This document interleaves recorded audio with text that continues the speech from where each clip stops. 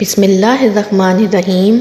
یہ 4 ایسے اعمال ہیں جن کے کرنے سے اللہ تعالیٰ آپ کے نصیب کو بدل کے رکھ دیں گے۔ ان عملیات اور وظائف کو آپ نے رمضان المبارک شروع ہونے سے پہلے کرنا ہے، تو آپ کو ان سے کون کون سے فائدے حاصل ہوں گے؟ توجہ سے سنیے گا۔ نمبر 1، اللہ تعالیٰ رمضان المبارک کے آنے سے پہلے آپ کے گناہوں کو معاف فرما دے گا۔ دوسرا، رمضان المبارک آنے سے پہلے اللہ تعالیٰ آپ کے رزق کو اور مال کو اور دولت کو وسیع اور کشادہ فرما دے گا۔ تیسرا، اللہ تعالیٰ آپ کو قرضوں سے نجات عطا فرما دے گا، پریشانیوں اور مصیبتوں سے نجات دے دے گا۔ اور چوتھا، مرنے کے بعد قبر روشن اور منور ہوگی اور اللہ تعالیٰ عذاب قبر سے حفاظت فرمائیں گے۔ اور سب سے بڑا فائدہ جو ان وظائف کے کرنے سے آپ کو ہوگا وہ یہ ہے کہ اللہ تعالیٰ کو آپ راضی کر لیں گے، اس کی خوشنودی حاصل کر لیں گے۔ جو لوگ یہ 4 اعمال کریں گے تو اللہ تعالیٰ ان سے راضی ہو جائے گا۔ تو آج کی اس ویڈیو میں آپ کو 4 ایسے کلمات اور وظائف بتائے جائیں گے جن کی بدولت اللہ تعالیٰ آپ پر رزق کی بارش کر دے گا اور مال و دولت میں بے پناہ اضافہ کر دے گا، قرضے کو غیبی طریقے سے ادا کرنے کا اسباب مہیا فرمائے گا، اور ان کلمات کی برکت سے آپ کا تمام قرضہ ادا ہو جائے گا۔ تو میرے پیارے بہن بھائیوں، رمضان المبارک کا چاند نمودار ہونے سے پہلے ان عملیات اور وظائف کو کر لینا ہے۔ نہایت ہی توجہ سے عملیات کو سنیے گا۔ نمبر 1، انسان غلطیوں اور کوتاہیوں کا پتلا ہے، گناہوں میں ڈوبا ہوا ہے، ہر پل ہر لمحہ نہ چاہتے ہوئے بھی ہم سے گناہ سرزد ہو جاتے ہیں۔ لہٰذا رمضان المبارک کے مہینے کا استقبال کرنے سے پہلے اپنے دامن کو گناہوں سے پاک و صاف کر لیں۔ جس طرح گھروں کو پاک و صاف کیا جاتا ہے، اپنے دل کو بھی ہر طرح کی مصیبت سے پاک و صاف کر لیں۔ اگر کسی کے بارے میں آپ کے دل و دماغ میں غصہ اور غم ہے تو اللہ اور رسول صلی اللہ علیہ وآلہ وسلم کی رضا کی خاطر اسے معاف کر دیں، اور جس کے لیے بھی دل میں نفرت لیے پھر رہے ہیں اسے معاف کر کے اپنے دل کو پاک و صاف کر لیں۔ تو اس کے لیے توبہ استغفار جتنا زیادہ ہو سکے اتنا ہی پڑھیں۔ توبہ استغفار اپنے گناہوں کی معافی کے لیے بہت سے ایسے الفاظ ہیں جن کے ذریعے سے ہم اللہ تعالیٰ سے معافی کے طلبگار ہو سکتے ہیں۔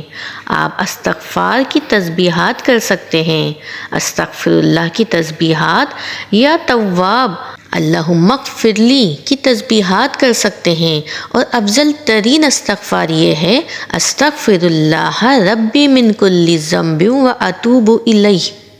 رمضان المبارک سے پہلے آپ ان الفاظ کے ذریعے سے اپنے دامن کو گناہوں کی سیاہی سے دھو لیں۔ نمبر 2، جو شخص یہ چاہتا ہے کہ اس کی اور اس کے پیاروں کی قبریں روشن اور منور ہو جائیں، یعنی یہ بات ہم سب جانتے ہیں کہ ہر انسان نے ایک نہ ایک دن دنیا سے رخصت ہو جانا ہے، تو جو شخص یہ چاہتا ہے کہ اس کی قبر روشن ہو اور منور ہو تو اسے چاہیے کہ رمضان المبارک کے آنے سے پہلے یہ دعا پڑھے: اللہم انی اعوذ بک من عذاب القبر، یعنی اے اللہ میں عذاب قبر سے تیری پناہ چاہتی ہوں۔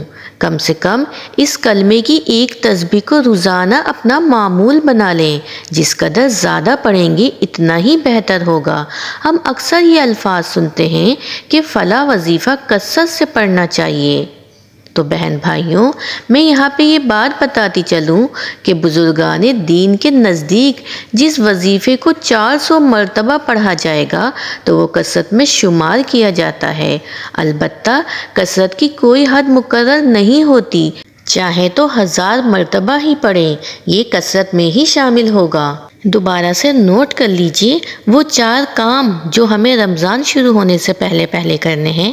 اس میں پہلے نمبر ہے استغفار کی کثرت، یعنی کہ ہمیں کم سے کم 1 تسبیح روزانہ پڑھنی ہے، کثرت سے توبہ اور استغفار کرنا ہے، اس سے ہمارے رزق میں اضافہ ہوگا۔